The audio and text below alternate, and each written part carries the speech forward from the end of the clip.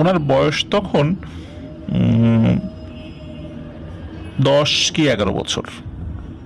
উনি বিকেলবেলা ছাগল আনতে গিয়েছিলেন, মাঠে ছাগল রাখা ছিল, তো এই ছাগল আনতে গিয়েছিলেন। তখন ছাগল এনে ঘরে আবার ছাগলের যে ঘর সেখানে রেখে দেন, রেখে দিয়ে স্বাভাবিকভাবেই সন্ধ্যার পরে হারিকেনের আলোতে পড়তে বসেন। পড়তে বসার পর হঠাৎ করে ওনার শরীর কাঁপুনি দিয়ে উঠছে, আর ওনার শরীরে কাঁপুনি দেখে ওনার যে ছোট ভাই বা আরো যারা ছিলেন তারা সবাই ওনার আম্মুকে ডেকে নিয়ে আসে। ওনার আব্বু তখনও ঘরে আসেন নাই, যে দেখো আপার যেন কি হয়েছে, উনি কেমন করতেছে। তো ওনার আম্মা এসে দেখে যে অবস্থা খারাপ, তার পুরো শরীরে খিঁচুনি উঠে গেছে, মুখ দিয়ে ফেনা বের হচ্ছে। তো এরকম সমস্যা কোনো একটা রোগের কারণে হতেই পারে। অনেক সময় মৃগী রোগ হলে এই ধরনের সমস্যা হয়। ওনারা মনে করছেন ওর ভিতরে হয়তো বা কোনো ওই মৃগী রোগের লক্ষণ দেখা দিয়েছে, এরকম চিন্তা করেছিলেন। কিছু সময়ের মধ্যে আবার এটা ঠিকও হয়ে যায়, আর যেহেতু কিছু সময়ের মধ্যে ঠিক হয়ে যায়, মানুষ মনে করেছে এটা হয়তো বা মৃগী রোগ। ওই রাতের মতো আসলে ওনারা তেমন কোনো কিছুই করেননি। ওনারা আতঙ্কিত হয়েছিলেন, চিন্তা করেছেন সকালে উঠে কোনো একজন ডাক্তার বা কবিরাজের শরণাপন্ন হবেন। কিন্তু সকালে উঠে দেখা গেল আরো একটি সমস্যা। সেটি হলো যে ওই খালামণির হাত পা মুখ বাঁকা হয়ে গেছে। হাত একদিকে বাঁকা, পা আর একদিকে বাঁকা, মুখ এক পাশে বেঁকে গেছে। উনি কথাও বলতে পারছেন না, নড়াচড়া করতে পারছেন না, মানে পুরো শরীর প্যারালাইজড হয়ে গেছে, মানে একটা বিভৎস অবস্থা। ওনার ওই 10-11 বছর বয়সে ওনার চেহারা মাশাআল্লাহ অনেক ভালো ছিল, কিন্তু মানে এমনভাবে মুখটা বাঁকা হয়ে গেছে, একটা বিভৎস রূপ দেখা যাচ্ছে। মানে এমন আসলে রূপ কোনো মা তার সন্তানের আসলে দেখতেই পারে না। সবাই তাকে দেখে ভয় পাচ্ছে, এমন একটা অবস্থা। এমত অবস্থায় কি করণীয়?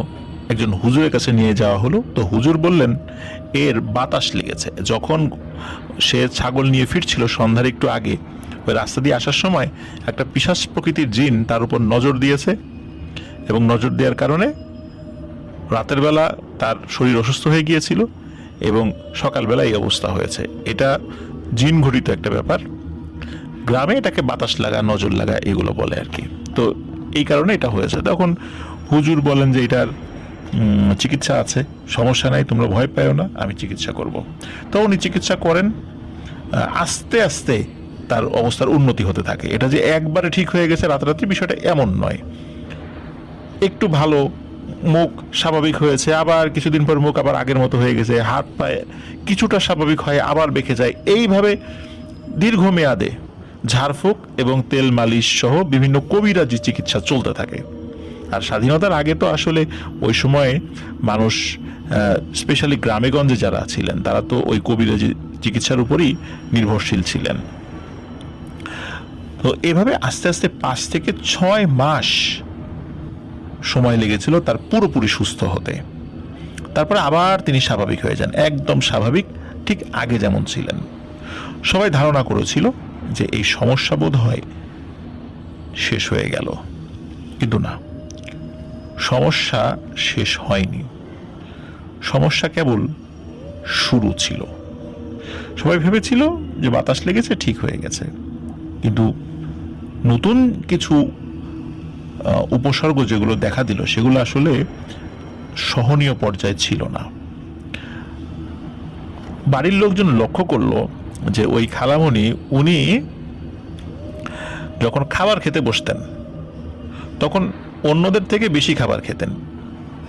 একটা পরিণত বয়স্ক মানুষ যারা মাঠে কাজ করেন, সারাদিন পরিশ্রম করার ফলে কিন্তু তারা প্রচুর পরিমাণে ভাত তরকারি খান। এইরকম 2 জনের খাবার উনি খেতেন, এটা ছিল অকল্পনীয়। আর একটা ব্যাপার হলো যে উনি ছোটবেলা থেকে মাছ পছন্দ করতেন না। উনি মাংস পছন্দ করতেন, কিন্তু মাছ পছন্দ করতেন না। দেখা গেল বাড়িতে মাছ রান্না হলে সব মাছ তিনি একাই খেয়ে ফেলেন। তরকারির যে কড়াই সেটা নিয়ে বসেন, যত মাছ আছে সব মাছ উনি একাই খেয়ে ফেলেন। এখন এই অভ্যাসটা তো ছিল না। শুরুর দিকে সবাই বিষয়টা স্বাভাবিকভাবে নিয়েছিল যে অসুখের থেকে উঠেছে, মনে হয় ক্ষুধা বেড়েছে। কিন্তু তার এই অস্বাভাবিক রকমের খাবার গ্রহণ এটা সবাইকে চিন্তায় ফেলে দেয়।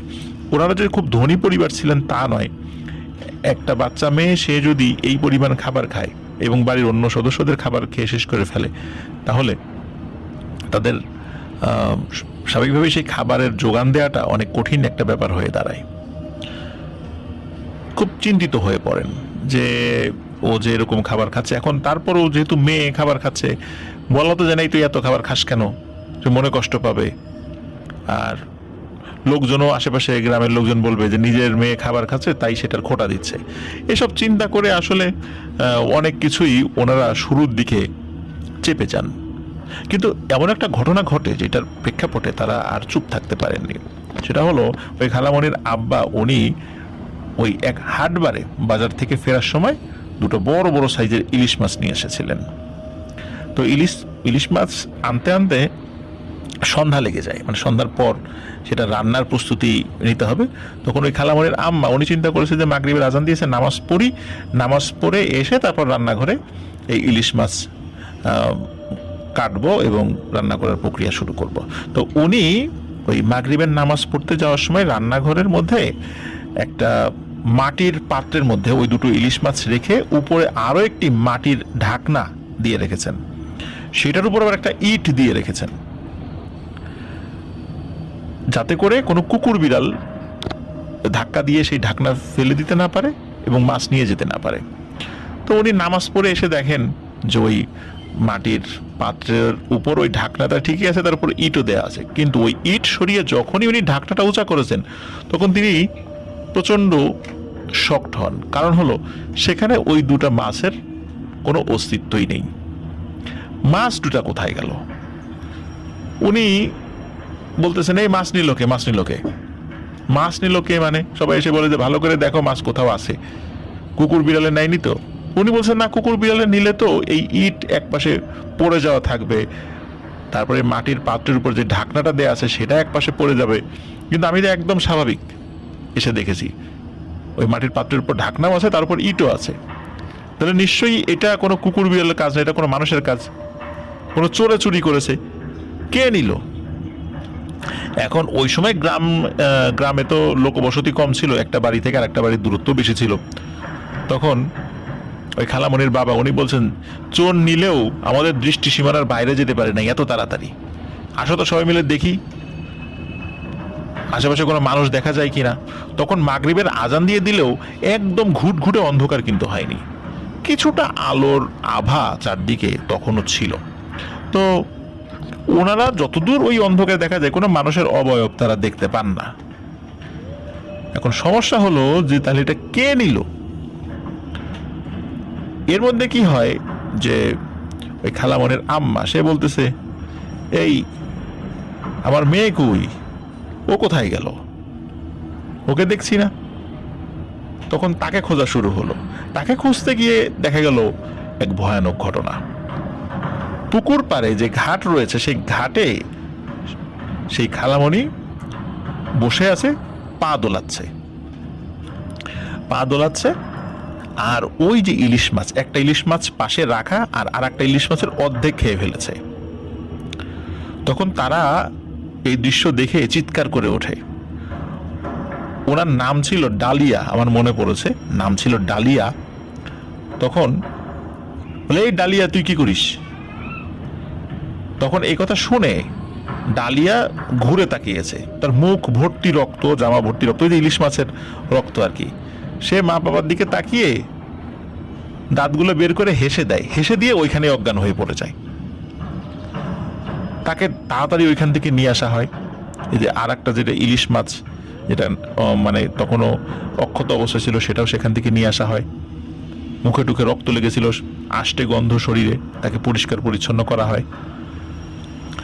মেয়ের এই অবস্থায় দেখে তখন পরিবারের সদস্যদের টনক নড়ে, কি ব্যাপার, ও এইভাবে ইলিশ মাছ খাচ্ছিল কেন? এটা তো স্বাভাবিক কোনো ব্যাপার না। হ্যাঁ, সে খাবার খাচ্ছে বেশি, সেটা একটা ভিন্ন জিনিস হতে পারে, কিন্তু ইলিশ মাছ স্বাভাবিক কোনো মানুষের এইরকম সন্ধ্যার সময় পুকুর ঘাটে বসে খাওয়ার কথা নয়। নিশ্চয়ই ওর মধ্যে অশুভ কোনো শক্তির উপস্থিতি রয়েছে। ওই রাত্রেই এক হুজুরকে খবর দেয়া হয়, কিন্তু হুজুর বললেন যে এত রাত্রে তো আসা সমস্যা, আপনারা একটু অপেক্ষা করেন, আমি সকালে আসি। তো হুজুর এও বলে দেন যে আপনারা যেহেতু এই বিষয়টা বলেছেন, আজকে রাত্রে অন্তত ওই মেয়েকে একা রাখবেন না। একা রাখবেন না বলতে আপনারা ওই মেয়ের মা বাবা আপনাদের সাথে তাকে রাখবেন। আমি আগামীকালকে ইনশাল্লাহ আসবো এবং এসে আমি ওর চিকিৎসা শুরু করব, কিন্তু আজকে রাতে ওই মেয়ে যেন একা না থাকে কোনোভাবেই। তো ঠিক আছে, ওনারা বাড়িতে চলে আসেন। ওনার বাবা আর কি গিয়েছিলেন তাকে ডাকতে। বাড়িতে চলে আসেন, আসার পর সবাইকে বলেন যে ওকে রাত্রে একা রাখা যাবে না। এখন তাকে কি করা হয়, ওই ডালিয়া আন্টিকে তার মা বাবার সাথে রাখা হয়। রাখার পর সমস্যা যেটা দেখা দিল যে সে ওই বারবার ওই ঘর থেকে বের হয়ে যেতে চায়, তার আগের ঘরে যেতে চায়, যে না আমি এখানে ঘুমাবো না, না আমি এখানে থাকবো না, কিন্তু জোর করে তাকে সেখানে রাখা হয়। এখন খাটের উপরে ছিল ওই ডালিয়া আন্টির মা এবং ডালিয়া আন্টি, আর তার বাবা একটা মাদুর বিছিয়ে নিচে শুয়েছিল।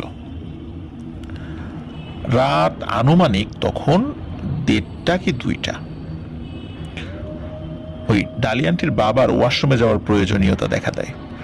তো তিনি ওই হারিকেনের আলোটা একটু বাড়িয়ে নেন, বাড়িয়ে হারিকেনটা হাতে ধরে দরজার দিকে যান, দরজা খুলে বাইরে ওয়াশরুমে যাবেন। গ্রামের ওয়াশরুম তো বাইরেই থাকে। তো উনি যখন ওদিক দিয়ে যাচ্ছেন, চিন্তা করে যে আমার মেয়েটার কি অবস্থা দেখি, ঘুমাচ্ছে ঠিকঠাক মতো, এই চিন্তা করে ওই হারিকেনটা একটু বিছানার কাছে নিয়ে যান, যে সে ঠিকঠাক মতো ঘুমাচ্ছে কিনা, যেহেতু সন্ধ্যার সময় একটা ভয়ানক ঘটনা ঘটে গেছে। যখনই হারিকেনটা তার মেয়ের কাছে নিয়ে গেছেন, দেখেন এক ভয়ানক ঘটনা। ওই ডালিয়া আন্টির পাশে একজন ব্যক্তি শুয়ে আছে, যেখানে তার মা শুয়ে থাকার কথা সেখানে তার মাকে দেখা যাচ্ছে না। একজন ব্যক্তি শুয়ে আছে, সেই তার মাথা নাই, বুকের উপর 2টো চোখ এবং পেটের কাছে বড় বড় 2টা দাঁত। ভয়ানক এক অবয়ব, বিভৎস সেটা দেখতে। উনি এটা দেখার সাথে সাথে প্রচন্ড জোরে দেন এক চিৎকার। উনি যখনই চিৎকার দিয়েছেন, তখন ওই ঘর থেকে আরো চিৎকার ভেসে আসে।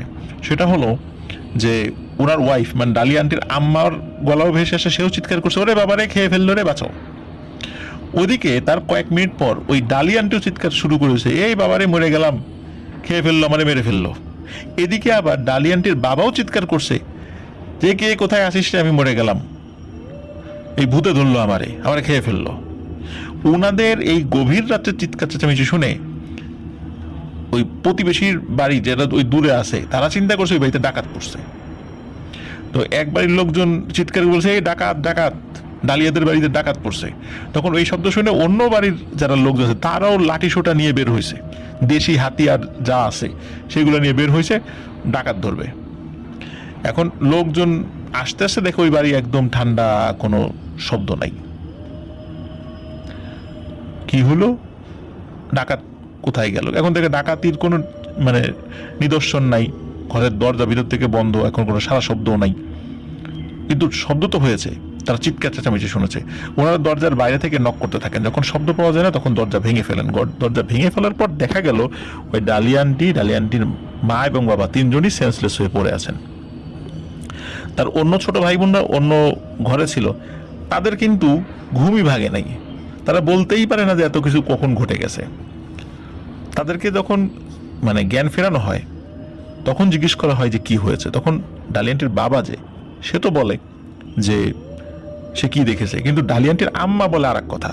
সে বলে যে ঘুমের ভিতরে হঠাৎ করে চোখ খুলে দেখে তার সামনে হারিকেন হাতে নিয়ে মাথা কাটা, বুকের উপর চোখ, পেটের উপর দাঁত, এরকম একটা অবয়ব দাঁড়িয়ে আছে এবং তার দিকে তাকিয়ে হাসছে। এই দৃশ্য দেখে সে চিৎকার চেঁচামেচি করেছে, ওরে বাবারে আমারে খেয়ে ফেললো।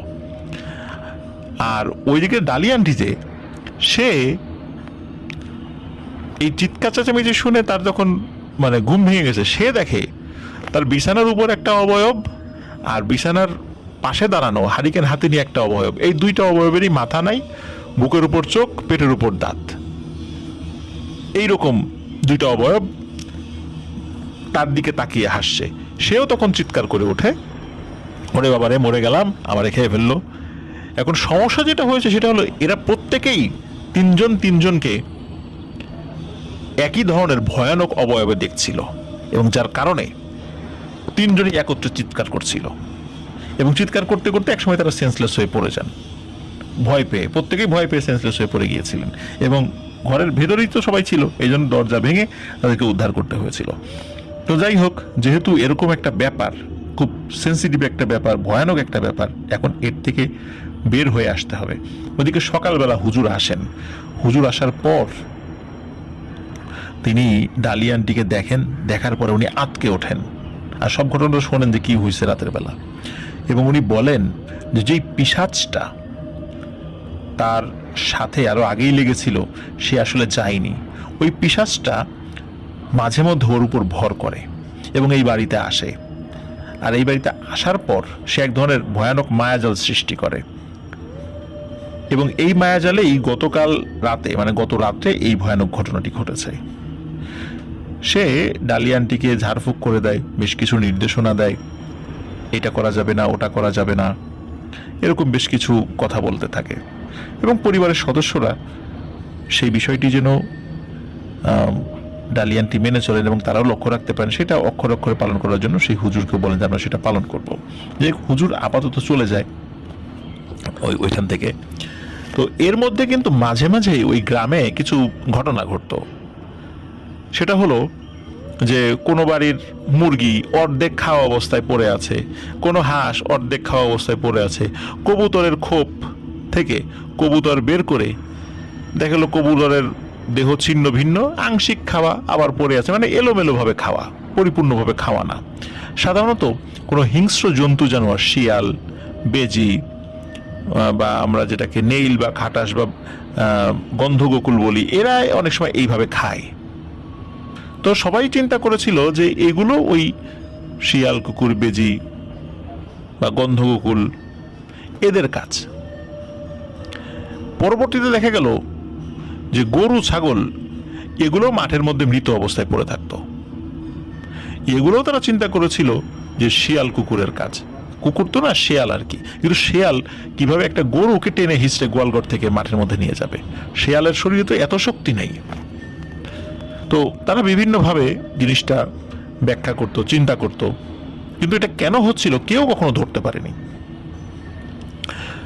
পরবর্তীতে কিছু লোক একজন হুজুরের কাছে যান, হুজুরের কাছে গিয়ে বলেন যে আমাদের গ্রামে এরকম একটা সমস্যা হচ্ছে, এই আপনি একটা দোয়া দিয়ে দেন, গ্রামের বিভিন্ন জায়গায় পুঁতে রাখবো, এই শেয়াল, কুকুর বা বেজি এইগুলোর উৎপাতে আমাদের গৃহপালিত পশুগুলো খুব অতিষ্ঠ। তখন হুজুর খুব চিন্তা ভাবনা করে বলেন যে তোমাদের এই সমস্যা তো শেয়াল কুকুরের না, বা বেজি বা নেইল এগুলোর সমস্যা না, সমস্যা তো অন্যরকম কিছু মনে হচ্ছে আমার কাছে। তখন সেই হুজুর বলেন আমি তোমাদের গ্রামে যাব, এই সমস্যাটা আসলে এইভাবে সলভ হবে না। তখন ওই হুজুর গ্রামে আসেন, গ্রামে আসার পর উনি কিছু একটা ফিল করেন, কি ফিল করেছেন এটা কিছু বলেননি, তখন বলেছিলেন এটা মানুষের কাজ। তখন ওই হুজুর উনি হয়তোবা কোনোভাবে বুঝেছিলেন, এবং বুঝার পর উনি সরাসরি ওই ডালিয়া আন্টিদের বাড়িতে যান, এবং যাওয়ার পর ডালিয়া আন্টিকে উনি দেখেন, দেখেই উনি ওই অবস্থাতে গ্রামের কারোর সামনে কিছু বলেননি, কিন্তু পরবর্তীতে ডালিয়া আন্টির মা বাবাকে বলেন যে আপনার মেয়ে ভয়ানক একটা বিপদে পড়ে গেছে, গ্রামের মানুষদেরকেও বিপদে ফেলছে, ও বিপদে পড়ছে, এবং ও কিন্তু শেষ হয়ে যাচ্ছে। কারণ এই যেই বিভিন্ন গবাদি পশু হত্যা, এটা কিন্তু আপনার মেয়েই করছে। তার মা বাবা তো বলে ইম্পসিবল, এটা হতেই পারে না। হ্যাঁ, এটা ঠিক যে তার কিছু সমস্যা ছিল, তাই বলে এরকম গরু, ছাগল, হাঁস, মুরগি সে কখন করলো, মারলো, কেউ দেখেছে, কোনো প্রমাণ আছে, কিন্তু প্রমাণ তো নাই। এভাবে বিনা প্রমাণে একটা মেয়ের উপর এরকম দোষারোপ যদি করা হয়, তাহলে তার পরবর্তীতে বিয়ে শাদী দিতেও তো সমস্যা হবে। তো তারা তো কিছুতেই মানে না। তখন হুজুর বলেন যে আমার কথা বিশ্বাস করার দরকার নাই, কিন্তু আপনার মেয়েকে অবশ্যই এখন ভালো ডাক্তার দেখাতে হবে, কবিরাজও না, ডাক্তারের কাছে নিয়ে যান। হুজুর কেন নিজে ঝাড়ফুঁক না করে ডাক্তারের কাছে নিয়ে যেতে বললেন? এটাও ওনাদের কাছে বোধগম্য হচ্ছে না। যেহেতু ডাক্তারের কাছে নিয়ে যেতে বলেছে, ওনারা ঢাকাতে নিয়ে আসেন, ঢাকাতে ভালো ডাক্তার দেখান, কিছু টেস্ট করা হয়। কিন্তু টেস্ট করার পর ডাক্তাররা বললেন যে আপনার মেয়ের 2টো কিডনি নষ্ট হয়ে গেছে। শুধু কিডনি নষ্ট না, আপনার মেয়ের পাকস্থলী মারাত্মকভাবে ক্ষতিগ্রস্ত হয়েছে, যে কোনো সময় সেটা বিকল হয়ে যেতে পারে। কিন্তু এটা কেন হয়েছে? ডাক্তাররা বললেন যে অত্যাধিক পরিমাণে কাঁচা মাছ মাংস খাওয়ার কারণে এরকম সমস্যা হয়েছে। আর আপনার মেয়ে পানির পরিবর্তে মনে হচ্ছে সে রক্ত জাতীয় কিছু খেত। তো একজন ডাক্তারের মুখে এই কথা শুনে ওনারা তো খুবই অবাক যে আপনি এরকম ভুলভাল বলছেন কেন, ডাক্তার কখনো এই কথা বলতে পারে? কিন্তু ডাক্তার বলছেন যে আমার কাছে মনে হচ্ছে যে এই কারণেই কোনো মানুষের এই ধরনের সমস্যা হতে পারে, তাছাড়া এরকমটা হওয়ার কথা নয়। কারণ মানুষের পাকস্থলী কাঁচা মাছ মাংস সহ্য করতে পারে না। আপনার মেয়ে এটাই করেছে, যার কারণে এই সমস্যাটা দেখা দিয়েছে। কিন্তু এটা তো আসলে বিশ্বাস করা কঠিন। আর উনি বলেছিলেন যে আপনার মেয়ে একদম লাস্ট স্টেজে আছে, মানে এমন অবস্থা তার কিডনির যে তারা আসলে বাঁচানো সম্ভব না। আর ওই সময় তো এরকম ডায়ালাইসিসের এই যে ব্যাপারগুলো তখনও এরকম এতটা ছিল না, বা থাকলেও কি অবস্থায় ছিল এটা আসলে ওই সমস্ত হসপিটালগুলোতে ছিল কিনা এটা আসলে ওনাদেরও জানা ছিল না। কিন্তু ডাক্তার বলছেন যে আপনার মেয়ে একদম মানে ফাইনাল স্টেজে, আর অল্প কিছুদিন বাঁচবে, তার যে রিপোর্ট দেখে যেটা মনে হয়। কিন্তু তার মা বাবা বলছেন আমার মেয়ে তো একদম স্বাভাবিক, সে তো কখনো কোনো অসুস্থতার কথা বলেনি, একদম স্বাভাবিক। এবং ডাক্তারও অবাক হচ্ছেন যে তার মেয়ে মানে ডালি আন্টি, তার আচার আচরণ চলাফেরা কোনো রুগীর মতো না, স্বাভাবিক। তাহলে রিপোর্টটা ভুল, ডালি আন্টি সুস্থ, অথবা ডালি আন্টি অসুস্থ, রিপোর্টও সত্য। মানে এইরকম একটা ব্যাপার, কোনো একটা তো হবেই। রিপোর্ট ভুল হলে ডালি আন্টি সুস্থ, কিন্তু সুস্থ মানুষ এরকম রিপোর্ট আসাটা অস্বাভাবিক ছিল। তো যাই হোক, ডাক্তার বলেন যে ঠিক আছে আপনারা তাকে নিয়ে যান, কিছু ওষুধ দিয়ে দেন। আর মনে মনে হুজুরকে গালিগালাজ করতে থাকেন, এই হুজুর এ কি দিল, কি বললো, আমার মেয়ে সুস্থ, আবার ডাক্তার বলে এই কথা। হুজুর আন্দাজে বলছে, আর ডাক্তারও ভালো না, নাহলে সুস্থ মেয়েকে এরকম বলে কেন? বাড়িতে নিয়ে আসার 1 থেকে 2 দিনের মাথায় হঠাৎ করে উনি প্রচন্ড অসুস্থ, কিচ্ছু খেতে পারেন না, এবং এক রাতে উনি খুব চিৎকার চেঁচামেচি কান্নাকাটি করেন। মনে হচ্ছে তার শরীরে অনেক ব্যথা হচ্ছে, যন্ত্রণায় কুঁকড়ে যেতে থাকেন। আর এভাবেই ডালি আন্টির মৃত্যু হয়, মারা যান তিনি, পৃথিবীর মায়া ত্যাগ করে তিনি চলে যান। আর এর মাধ্যম দিয়েই এই ঘটনার সমাপ্তি ঘটে। আসলেই ডালি আন্টি সকলের অজান্তে কাঁচা মাছ মাংস খাওয়ার নেশায় মত্ত হয়ে উঠেছিলেন, কিন্তু এটা উনি নিজে খেতেন না।